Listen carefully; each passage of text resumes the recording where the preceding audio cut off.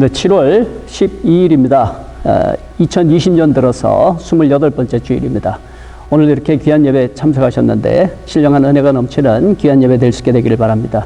우리 다 같이 묵도하심으로 2020년 7월 12일 주일 예배 하나님 앞에 올립니다.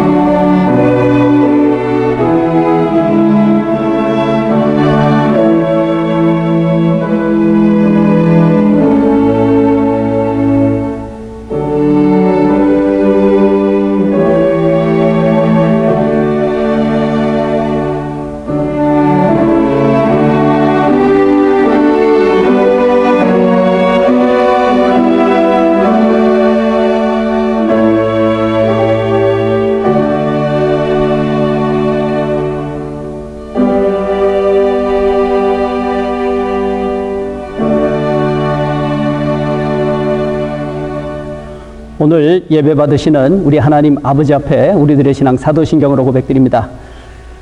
전능하사 천지를 만드신 하나님 아버지를 내가 믿사오며 그 외아들 우리 주 예수 그리스도를 믿사오니 이는 성령으로 잉태하사 동정녀 마리아에게 나시고 본디오 빌라도에게 고난을 받으사 십자가에 못 박혀 죽으시고 장사한 지 사흘 만에 죽은 자 가운데서 다시 살아나시며 하늘에 오르사 전능하신 하나님 우편에 앉아 계시다가 저리로서 산자와 죽은 자를 심판하러 오시리라. 성령을 믿사오며 거룩한 공회와 성도가 서로 교통하는 것과 죄를 사하여 주시는 것과 몸이 다시 사는 것과 영원히 사는 것을 믿사옵나이다. 아멘. 우리 다 같이 찬송가 28장 함께 찬송 드리겠습니다. 새 찬송가도 28장, 통일 찬송가도 28장입니다.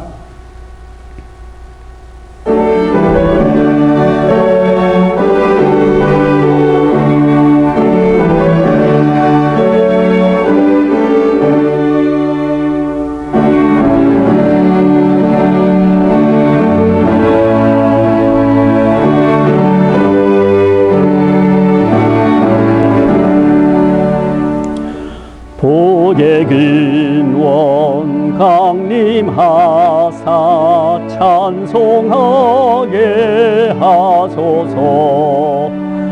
한량없이 자비하심 증량할 길 없도다. 천사들의 찬송가로 나를 거르치소서. 구속하신 그 사랑을 항상 찬송합니다. 주의 크신 도움받아 이때까지 왔으니 이와 같이 천국에도 이르기를 바라네. 하나님의 품을 떠나 죄에 빠진 우리를 예수 구원하시려고 보혈 흘려 주셨네.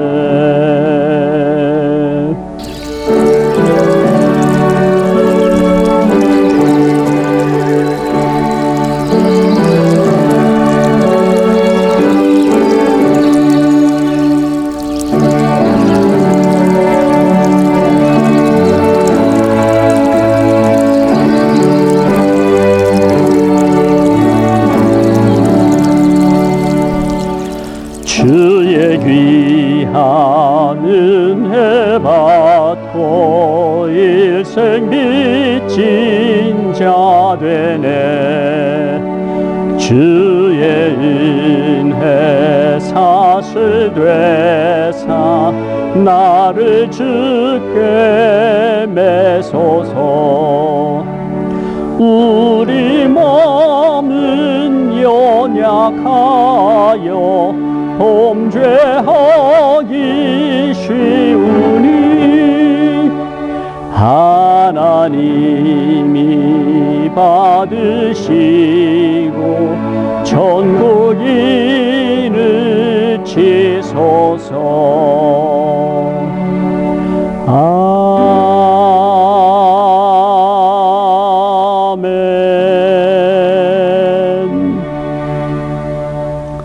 기도하시겠습니다. 하나님 아버지 감사합니다. 이제 2020년 들어서 저희들 벌써 7월 달도 이제 두 번째 주일을 또 맞이하고 있습니다. 하나님 여기까지 함께 하신 은혜와 사랑 감사합니다.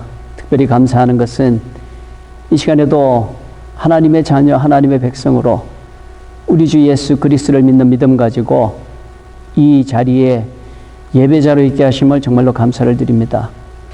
또 우리 사랑하는 성도들 지켜주신 은혜와 사랑도 감사를 드립니다.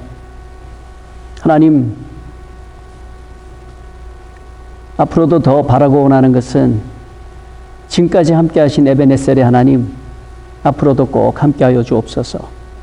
저희들 하여금 감당할 수 없는 험한 일 만나지 않게 하여 주시고, 바라고 원하는 것은 우리 사랑하는 우리 다음 세대들 하나님께서 특별히 긍휼히 여겨 주시고 사랑으로 보호하여 주시며 우리보다 훨씬 더 월등한 그런 믿음을 저희들에게 주셔서 저희들이 비록 난세를 만난다 할지라도 감당할 수 있는 믿음을 주시고 우리 하나님 아버지 앞에서 사랑받으며 살아왔던 그런 귀한 하나님 아버지의 백성답게 다니엘처럼 요셉처럼 모세처럼 예레미야처럼 또 예수님의 사랑하시던 제자들처럼 능히 세상을 감당하며 이길 수 있게 하시고 하나님께서 계속 영광 받으시는 그런 귀한 은혜가 넘칠 수 있도록 우리 다음 세대들 꼭 기억하여 주시고 함께하여 주옵소서. 하나님 우리 고국을 지켜주시고 또 우리 살고 있는 이 미국 땅을 지켜주옵소서. 세계 각지에 여러 가지 많은 소식들이 들리고 있습니다. 그런 가운데서도 꼭 함께 하시며 하나님 아버지의 교회가 해함을 받지 않게 하시고 하나님의 보호하심의 손길이 없다 한지를 온 세상이 보게 하나님 아버지의 선하신 손으로 역사하여 주시기를 간절히 원합니다.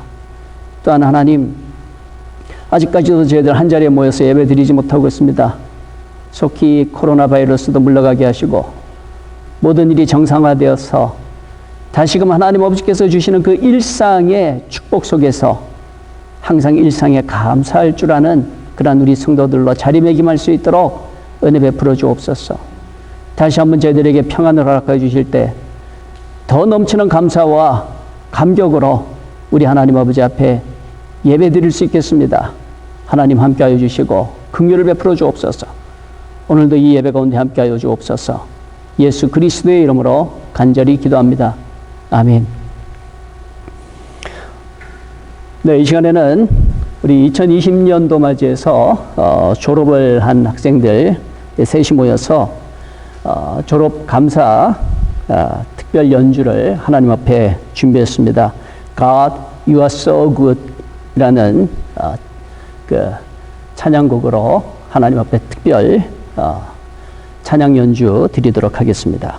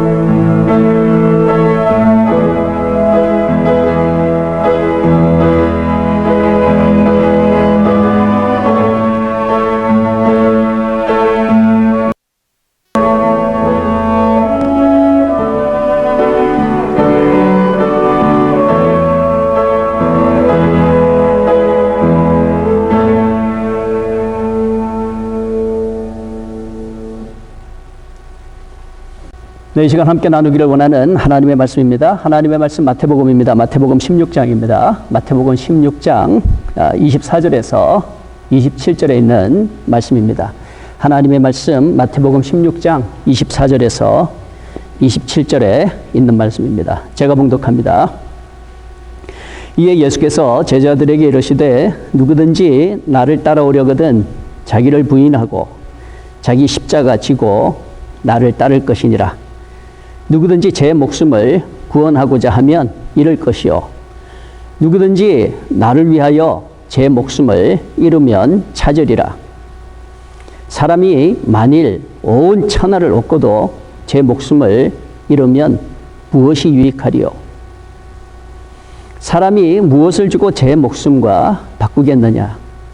인자가 아버지의 영광으로 그 천사들과 함께 오리니 그때에 각 사람이 행한 대로 갚으리라. 아멘. 네, 오늘 마태복음의 말씀 보았습니다. 우리 성도 여러분들 지난 주간에 성경 일기표 따라서 보셨을 텐데 그 보시는 가운데서 특별히 신약 성경 중에 마태복음 본문으로 해서 오늘도 말씀을 전하려고 합니다. 오늘 본문 24절에 있는 말씀 다시 한번 보시면 이에 예수께서 제자들에게 이르시되 누구든지 나를 따라오려거든 자기를 부인하고 자기 십자가를 지고 나를 따를 것이니라 라고 했습니다. 네, 누구든지 나를 따라오려거든 이라고 말씀하시는데 특별히 제자들에게 이르시되 라는 그 부분 눈여겨보시기 바랍니다.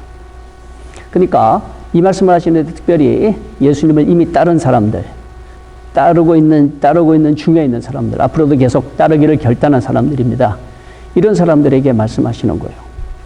예수님을 전혀 알지 못하는 사람들에게 이런 말씀하시는 것이 아니라 예수님을 알아야 할 대로 이제 어느 정도 안다고 할 수 있는 그런 사람들을 향해서 하시는 말씀인 거죠. 따라 나섰는데도 불구하고 예수님 다시 말씀하세요. 누구든지 나 따르려면은 하고 말씀하신다는 것이죠. 그래서 이런 내용에서 이제 우리가 생각할 수 있는 것이 뭔가 하면 예수님을 따른다는 것. 오늘 설교의 제목이 예수님을 따르는 사람들에게라고 이렇게 되어 있죠. 예수님을 따르는 사람들에게, 따르려고 하는 사람들이 아니라 예수님을 따르는 사람들, 따랐던 사람들, 지금도 따르고 있고 앞으로도 계속 따라갈 그런 사람들에게 하시는 아주 심오한 그런 말씀이라는 것이죠. 그래서 예수님을 따른다는 것에 대해서 우리가 생각해 보려고 하는데 예수님을 따르는 데 있어서 가장 우리가 먼저 생각할 수 있는 게 뭔가 하면 그냥 좋아서 따르는 거예요. 좋아서. 예수님 그냥 따르니까 좋잖아요. 예수님 믿으면 좋잖아요. 교회 나가면 좋잖아요. 어떤 신앙이 없는 것보다 하나쯤 가지면 더 좋잖아요. 이런 식으로 좋다라고 하는 그 감정에 이끌려서 따르는 그 따름을 우리가 생각할 수 있어요. 또 어떤 따름은 생각해보니까 따르는 게 좋은 것 같아. 이것저것 이렇게 계산을 해보니까 안 믿는 것보다 믿으면 좀 더 나은 것 같아. 왜냐하면 행여라도 정말 죽고 난 다음에 저 세상에 있으면 어떡할 거야. 그러니까 아예 안 믿고 살다가 사는 것보다 그래도 좀 믿는다고 이렇게 이야기하면 어느 정도 손해볼 건 없잖아. 그렇게도 생각할 수 있지 않겠어요. 그러니까 이것저것 계산해 보니까 따르는 게 조금 이득이 될 것 같아. 그래서 따를 수도 있다는 것이죠. 물론 이런 것들이 나쁘다는 거 아닙니다. 예수님 좋아서 따르는 것도 좋아요. 그래서 예수님 생각하면 기뻐지고 얼굴에 웃음이 나오고 막 희망이 막 북받쳐 오르고 그래서 예수님만 생각하면 좋아요. 그래서 따르면 참 좋은 거죠. 근데 사람에게는 이 감정의 기복이라는 게 있잖아요. 항상 좋을 수는 없잖아요. 어떤 데는 좋지만 또 어떤 데는 안 좋은 때도 있는 거 아니에요. 기분 상하는 때도 있는 거 아니에요. 감정을 따라서 감정에 의해서 예수님을 따른다는 거의 위험성이 바로 여기 있는 거예요. 그러다 싫어지면 어떡할 겁니까?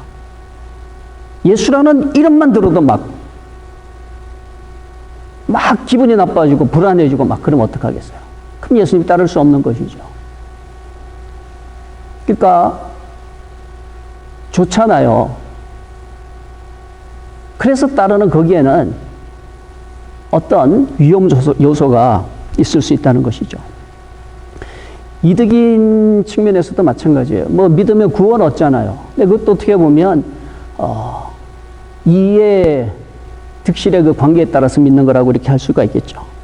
근데 여기에 대해서는 이제 너무 고차원적인 문제이기 때문에 나중에 기회가 있을 때 언급하기로 하고, 세상에는 그런 거 말고 아주 얄팍한 그러한 계산에 의해 가지고 예수님을 따르는 경우도 있잖아요. 이 얄팍한 계산에 의해서 따르는 그 따름이 이 기복적인 그러한 신앙이 될 수 있는 것이죠. 예수님 따르면 부자 된다고 해서, 예수님 따르면 세상 사는 동안에 뭐 어떤 어려운 문제가 없어진다고 해서 복 받으니까, 바로 그런 것들이죠. 예수님도 날카롭게 지적하신 내용이 하나 있어요. 사람들이 막 많이 따르는 그때 예수님께서 그들을 향해서 지적하시잖아요. 사람들이 나를 따르는 것은 이런 많은 표적을 보고 과연 저분은 그리스도시구나 해서 따르는 것이 아니라, 그리스도시라서 따르는 것이 아니라 뭐 때문에 따른다고요? 먹고 배부른 까닭이로다 라고 이렇게 예수님 지적을 하시잖아요. 그래서 이 먹고 배부른 까닭으로 그렇게 따르는 그러한 따름, 그게 이제 위험하다는 거예요. 그렇게 따라봤자 아무런 이득이 없게 되면, 아무리 따라봤자 계속 여전히 배고프면, 아무리 따라봤자 삶에 어떤 변화가 없으면, 그러면 언제든지 안 따를 수 있게 되는 거 아니에요. 먹고 배부른 사람들이, 배가 불러서 따랐던 사람들이 나중에 그 결과를 보면 예수님을 향해 가지고 십자가에 못 박으라고 그렇게 한 사람들이 아마 많을 거예요. 그래서 이런 감정에 의한 것도 위험하고, 그리고 어떤 이해 득실에 따라서 따르는 것도 굉장히 위험하다는 거죠. 이거 교회 생활도 마찬가지예요. 예수님을 따르는 것뿐만이 아니라 교회 생활도 마찬가지예요. 그 교회 가니까 너무 좋아. 그 교회 가니까 너무 마음이 편해. 그 교회 가니까 좋은 사람들이 너무 많아. 다들 나 신경 안 건드리고 그냥 사람들이 다 나한테 잘해줘. 그 교회 가면 왠지 마음이 편해져. 내 마음에 꼭 들어. 그래서 이제 그 교회를 다닌다면, 그곳이 전부라면 위험하지 않아요? 그러다가 마음 상하는 일이 생기면 어떡하시겠어요? 그러다가 어떤 일이 생기면 어떡하시겠어요? 감정 위주의 신앙생활을 하다 보면 항상 이 마귀가 틈타게 되는 거예요. 또 교회 생활하면서 흔히 왜 이 기득권이라는 거, 기득권을 가진 세력, 뭐 그렇게 표현하잖아요. 그 교회 가면 뭐 그 사람들이 좌지우지에 뭐 이렇게 얘기들을 하잖아요. 이런 것들이 다 위험한 것이죠. 이해 득실에 따라서 내가 그 교회 가면 내가 주인 역할을 할 수 있으니까. 또 뒤집어서 생각을 하면, 내가 아무리 그 교회 가봤자 그 교회는 벌써 주인들이 딱 정해져 있어. 그렇게 한다면 그 신앙은 정상적인 건전한 그러한 교회 생활이 될 수가 없는 것이죠.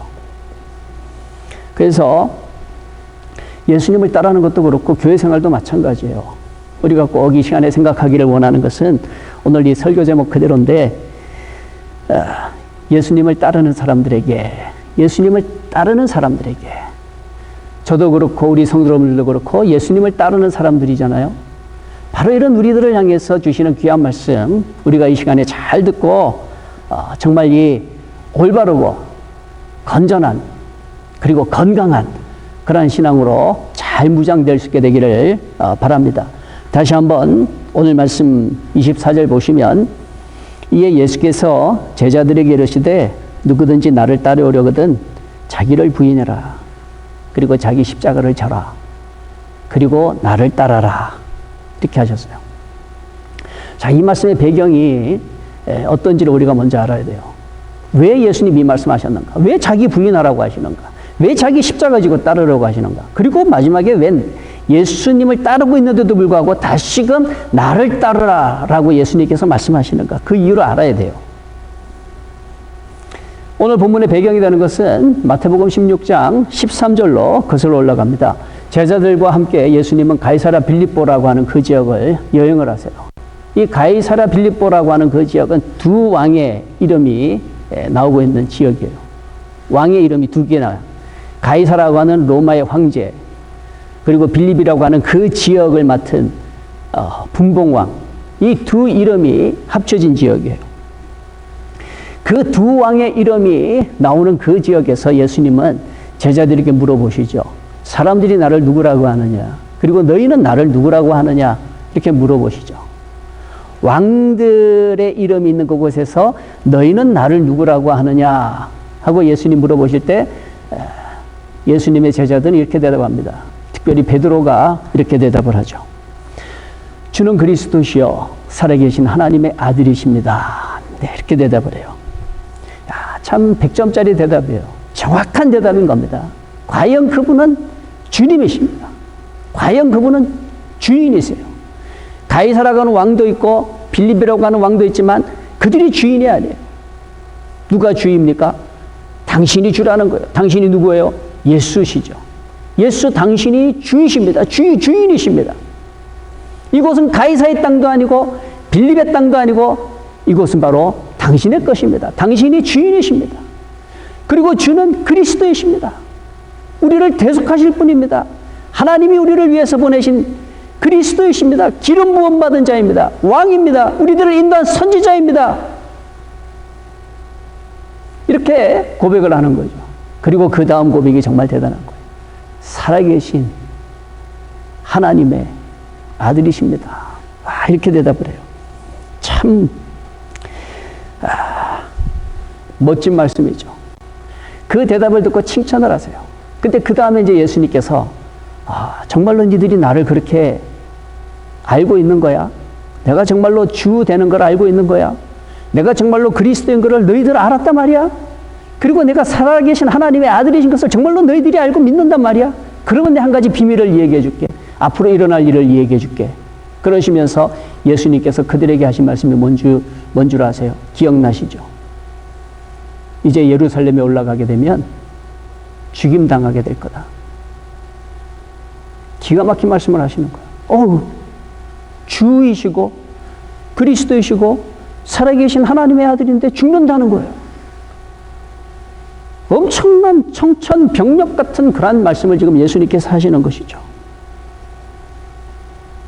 21절에 있는 말씀 보면 예루살렘에 올라가 장로들과 대제사장들과 서기관들에게 많은 고난을 받고 죽임을 당하고, 기가 막히잖아요. 그리스도가 죽임을 당한다. 하나님의 아들인데 죽임을 당한다는 거예요. 그리고 제3일에 살아나야 할 것을 제자들에게 비로소 나타내시니. 네. 이 말을 듣고 난 제자들의 반응 기억나시나요? 성경 말씀에 보면 오늘 읽진 않았지만은 예수님의 그 말씀을 들은 베드로가 이 개혁 성경에는 가나여라고 그렇게 표현하고 있는데 개혁개정 성경에서는 항변했다라고 그렇게 표현하죠. 예수님께 대해서 항변했다라고 그렇게 표현을 해요. 이 한국말로 항변이라고 하는 그거 의미심장한 그런 말입니다. 이 법률적으로 항변이라고 하는 거 부인이라고 하는 게 있는데 부인을 하게 되면 내 책임은 없어져요. 근데 항변을 하게 되면 거기에 대해서 내가 증명을 해야 되는 거예요. 그러니까 그 항변에 대해서는 어떤 나의 어느 정도의 책임이 거기에 따라버리는 거예요. 그러니까 베드로가 예수님께서 죽임당하신다라고 할 때 항변했다는 것은 뭔가 하면 베드로 자신에게 돌아갈 어떤 책임에 대해서도 은연중에 그 속에 다 포함을 하고 있는 거예요. 베드로는 왜 예수님 그렇게 돌아가시면 안 됩니다 라고 그렇게 얘기했을까요? 왜 항변했을까요?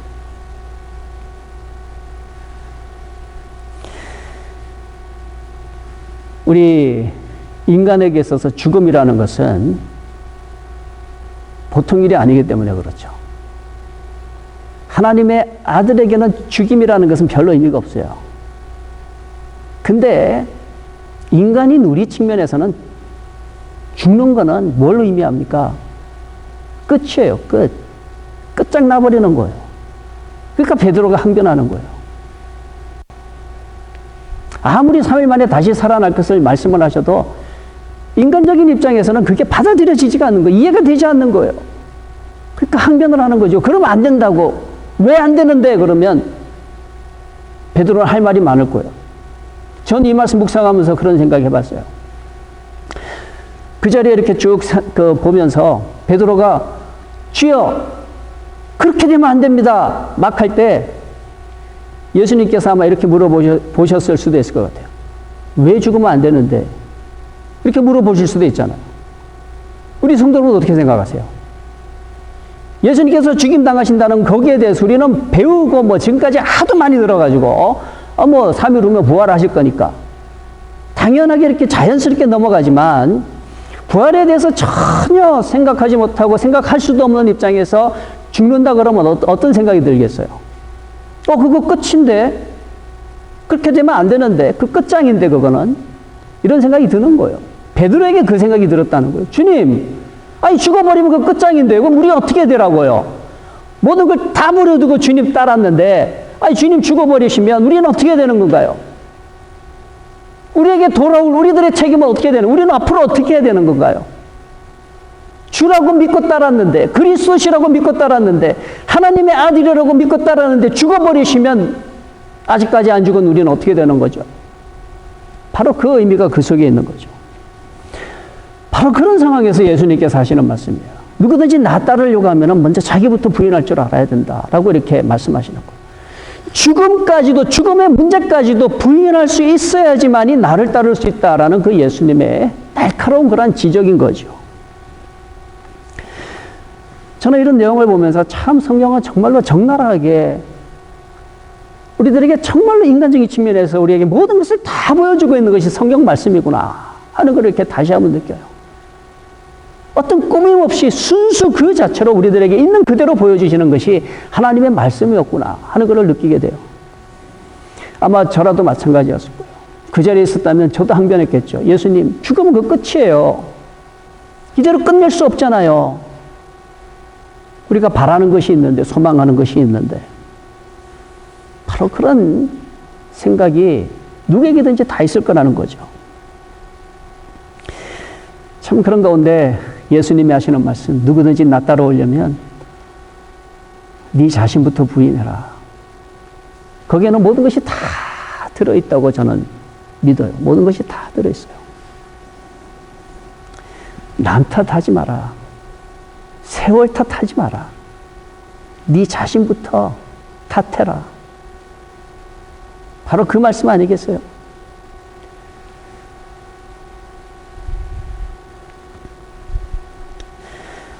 참 이 말씀은 우리들의 삶을 정말 반듯하게 잡아줄 귀하고 귀한 말씀인 줄 그렇게 믿습니다. 정말 내가 내 자신을 부인할 수 있다면 세상이 바뀔 것 같아요. 나의 인생관도 바뀔 것 같아요. 근데 내가 내 자신을 부인하기가 그렇게 힘이 들어요. 항상 내 생각 속에 사로잡혀 사니까요. 특별히 그 죽음이라고 하는 문제, 죽으면 끝장나버리는데 하는 그 문제는 정말로 심각한 문제 아니에요?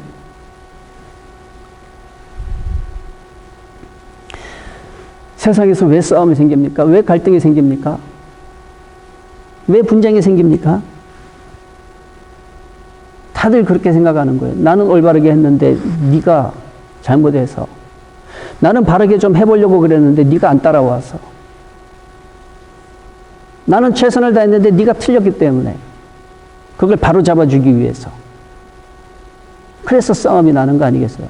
만일에 A와 B 사이에서 둘 중에 하나가 생각해보니까 내가 잘못했네요. 그러면 왜 싸움이 있겠어요?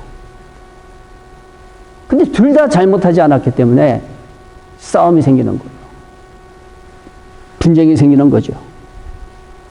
그런 건데 예수님은 말씀을 하세요. 먼저 너희들은 나를 따라오려면 너희들은 너희 자신부터 부인할 줄 알아야 된다. 라고 이렇게 말씀을 하세요. 사실 우리가 하나님 앞에서도 그래요. 내 자신을 부인할 수 없을 때 나타나는 현상이 뭔지 아세요? 하나님 앞에서 내 자신을 부인하지 못할 때 나타나는 그 현상이 뭔가 하면 회개하지 않는다는 거예요. 회개하지 않는다. 왜? 잘못한 걸 모르는데. 잘못한 게 없다고 생각을 하는데. 뭐 회개할 게 있겠어요? 내가 옳다고 생각을 하는데. 내가 내 자신에 대해서 부인할 수가 없는데.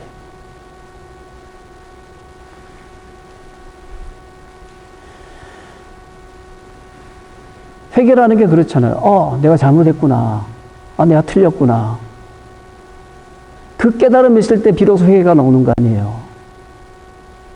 근데 자기를 부인할 수 없는데 어떻게 회개가 나오겠어요? 오늘도 이 예배를 준비하는데 새벽에 이렇게 창을 열고 이렇게 있는데 정말 시끄러울 정도로 이 밖에서 새들이 지저귀더라고요. 그 지저귀는 새소리를 들으면서 오늘 본문 말씀을 다시 한번 생각해 봤어요. 특별히 베드로를 한번 생각을 해 봤어요. 새라고는 할 수 없지만 베드로에겐 닭이라는 게 있잖아요. 베드로에게 있어서 닭은 큰 의미가 있는 거잖아요.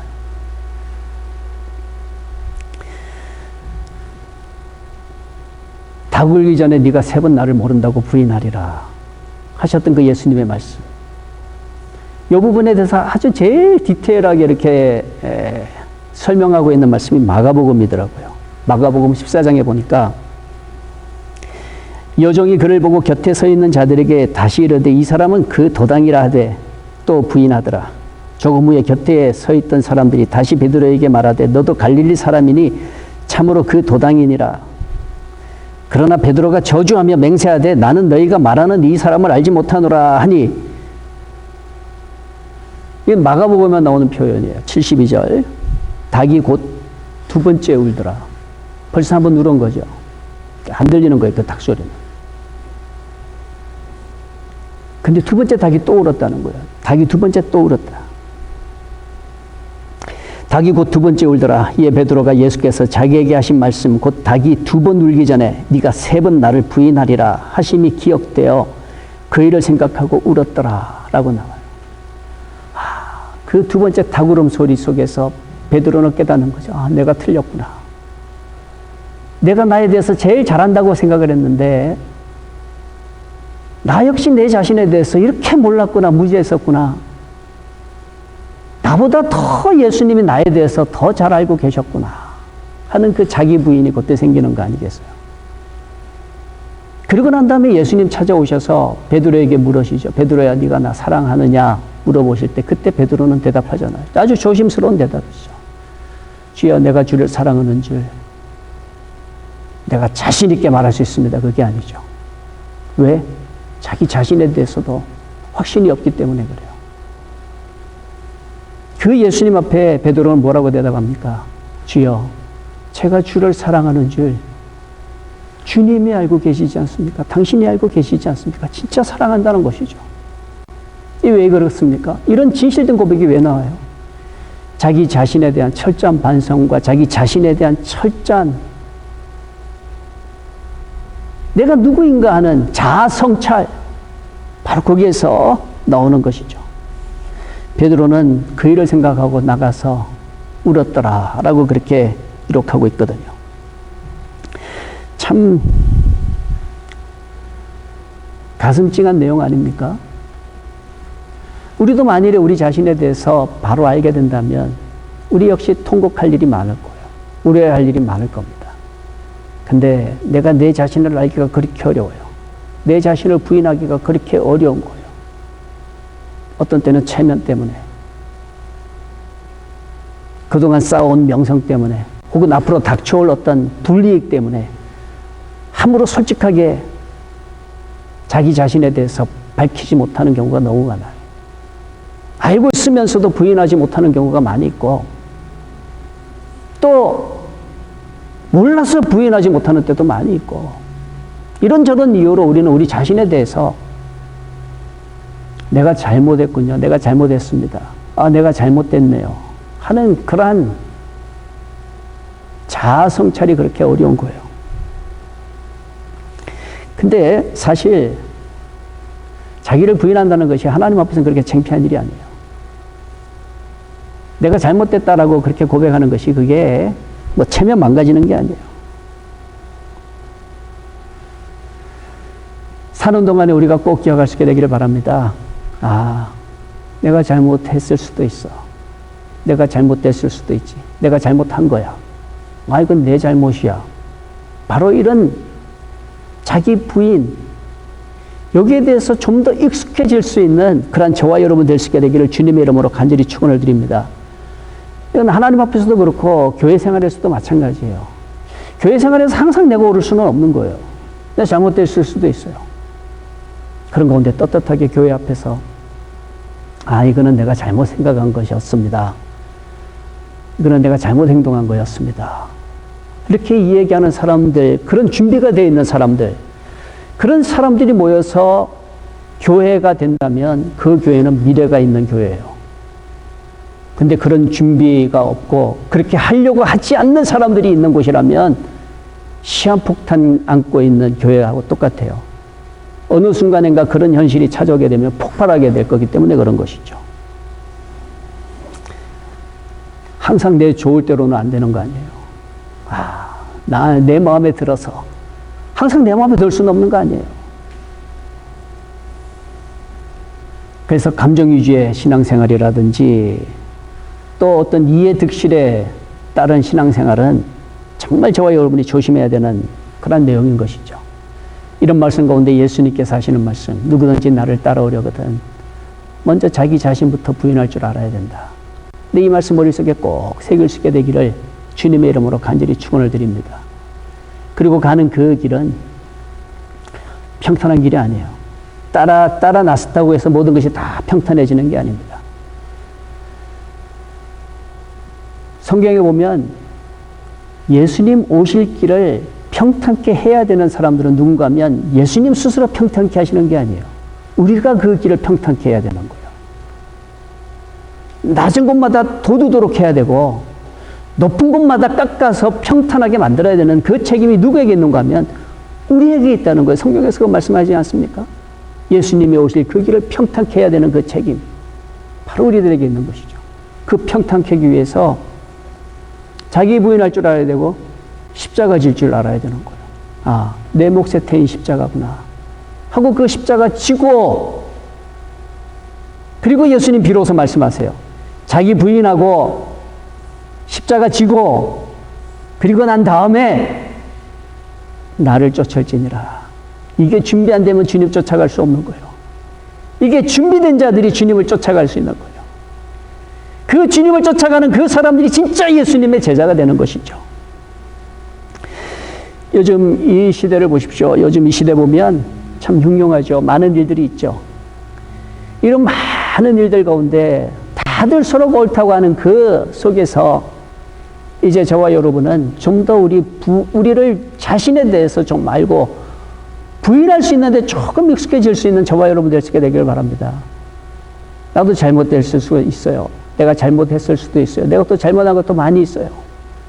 하나님 앞에 솔직해지고 우리 성도들 사이에서 솔직해지고 그리고 난 다음에 우리가 져야 되는 십자가 지고 그러면 이제 주님 따를 수 있는 준비가 된 사람들이 되는 것이죠. 누구든지 나를 따르려거든 자기 부인할 줄 알아야 된다. 자기 십자가 질 각오가 돼 있느냐? 그래? 그러면 나를 따르라. 네, 주님의 이 말씀 우리가 꼭 기억하면서 참 사는 동안에 여러 가지 많은 일들이 있어도 우리가 참된 주님의 제자답게 예수 그리스도의 사람으로 살아갈 수 있는 귀한 은혜 있게 되기를 바랍니다. 기도하시겠습니다. 하나님 고맙고 감사합니다. 주신 말씀 잘 기억해서 정말 예수님의 참된 제자답게 예수님의 사람으로 살아갈 수 있는 우리 모두가 다 되게 하여 주옵소서. 예수 그리스도의 이름으로 간절히 기도합니다. 아멘. 네, 우리 받은 말씀 생각하면서 함께 찬송드립니다. 십자가를 내가지고 주를 따라갑니다. 새 찬송가 341장입니다. 통일 찬송가는 367장입니다. 새 찬송가 341장, 통일 찬송가는 367장입니다.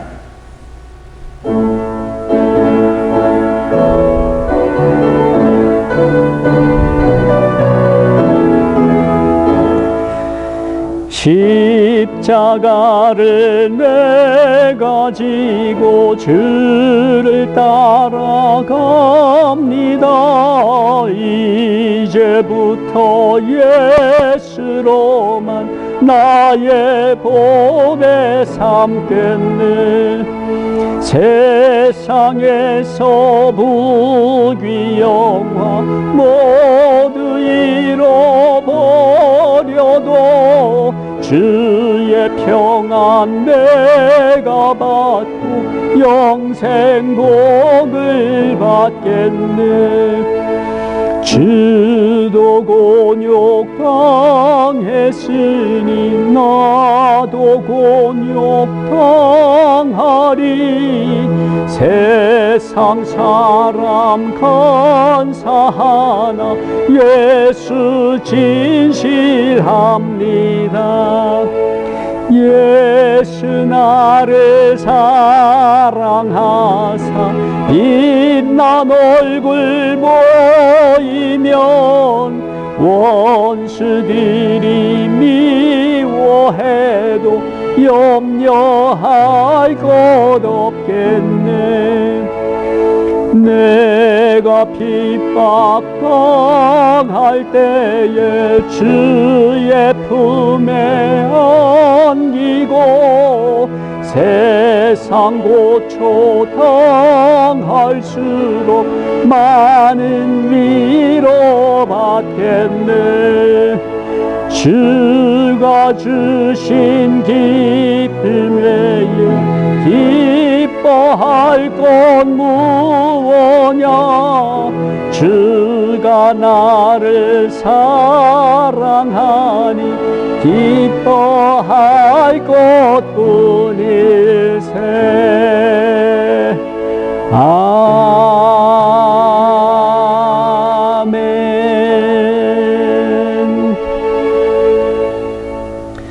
네, 우리 성도 여러분 다시 한번 환영합니다. 이렇게 믿음 가지고 산다는 것이 얼마나 큰 복인가 하는 것을 우리 모두 다시 한번 크게 공감하고, 참 나는 복 받은 사람이구나. 왜 무슨 복을 받았습니까? 라고 이렇게 물으면 내가 예수님 믿잖아요. 내가 하나님의 나라를 소망할 수 있잖아요. 바로 그것이 우리가 받은 큰 복임을 깨닫고 감사하면서 살아갈 수 있게 되기를 바랍니다. 우리 미니 형제 수술 후에 이제 회복하고 이제 재활 치료 중에 있는데, 고통이 있다는 것은 가슴 아픈 일이기도 하지만 또 아픔을 느낀다는 것은 좋은 현상일 수도 있는 것이죠. 근데 너무 진통제 이렇게 강하게 맞다 보면 그게 결코 좋은 건 아닌데, 하나님의 은혜 가운데 잘 이겨낼 수 있게 해달라고 그렇게 우리 성도 여러분들 기도해 주시기 바랍니다. 좀 아파도 참을 수 있고, 진통제의 힘으로 이렇게 고통 줄이는 건 한계가 있거든요. 그리고 그게 성분이 그렇게 좋지가 않은 거예요. 그래서 우리 성도 여러분들 기도로 꼭 응원해 주셔서 주님 잘 감당하게 하시고 빨리 회복할 수 있게 해주소서. 그렇게 꼭 계속해서 기도해 주시기 바랍니다. 많이 회복되었다는 소식 듣고 얼마나 감사한지 모릅니다. 우리 성도 여러분들의 그 기도 다시 한번 감사드리고, 참 이렇게 중보의 기도가 있을 때 하나님 하시는 역사가 있을 줄 믿습니다. 또 받은 말씀 그 속에 은혜가 있는 줄 압니다. 시카고 트리니티.org 웹사이트 이용하셔서 계속해서 은혜 받는데 유용하게 사용해 주시고, 또 전도에도 꼭 사용해 주시기 바랍니다. 이제 예배 마치고 나면 모든 이름 위에 뛰어난 이름, 우리 학생들 또 이렇게 지금 몇 시간째 이렇게 예배를 돕고 있습니다. 끝까지 잘 경청해 주시고 신앙에 큰 은혜 받으시는 그러한 시간 되시기를 바랍니다.